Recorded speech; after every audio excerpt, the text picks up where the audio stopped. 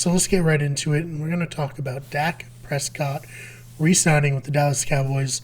We all were wondering if this was going to happen, if they were going to franchise tag him again, because if they did, if they didn't, make a long-term deal after that, it was going to get insanely expensive. Granted, this contract is pretty expensive. He signed a deal for 4 years with a maximum value of $164 million, including $126 million in guaranteed. And it has a no-trade clause, a no-tag provision, and he is getting a $66 million signing bonus. So let's just take a second, let that marinate. Dak Prescott, at least for the next 4 years, is the future of the Dallas Cowboys. And I'm a bit surprised because, not that he resigned with the Cowboys, I think it's a good move for the Cowboys, but many people online do not think this was a good move at all. But I think before I started watching football, supposedly the Miami Dolphins had a consistently great quarterback under center. Unfortunately, by the time I began watching football in 2001, Dan Marino was gone, and they've struggled to replace him in the years since. Finding a good to great quarterback in this league is extremely difficult, and there's no guarantee that if they let Dak Prescott walk or tried to trade him to another team, that they would find someone of his caliber to replace him anytime soon. I know what a lot of you are thinking, like, how good is he really? Is it a product of the players around him? And while I can't necessarily make a call specifically on if he's a product of the players around him, I do think Dak Prescott is very good. Let's take a look at his last 2 years in stats.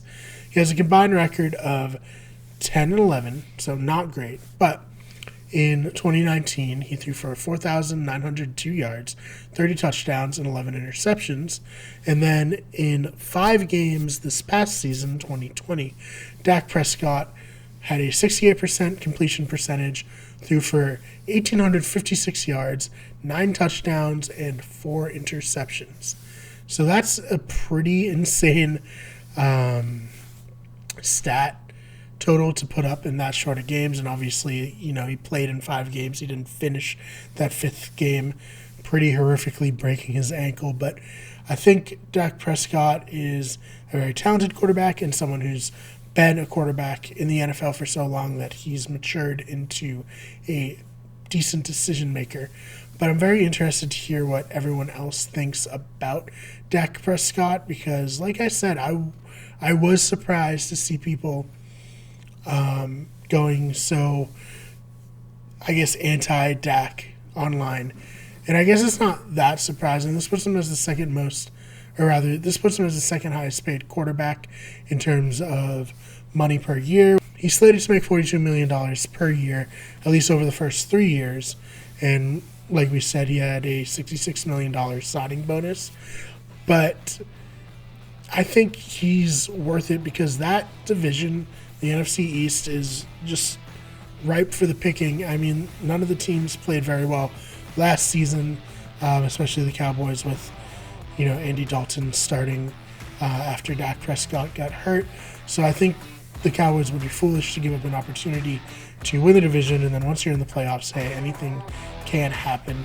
I'd like to see them build out their defense a little bit more. Does this contract prevent that? That remains to be seen, but yeah, as far as I'm concerned, this is a good move for the Dallas Cowboys, and I do think it's going to pay off well for them. Hey, thank you so much for checking out that clip of Wicked Good Sports. If you liked it, why not subscribe? We got new videos every weekday. The podcast is on iTunes and Spotify. I watch all the videos as one longer video, and we will see you in the next one.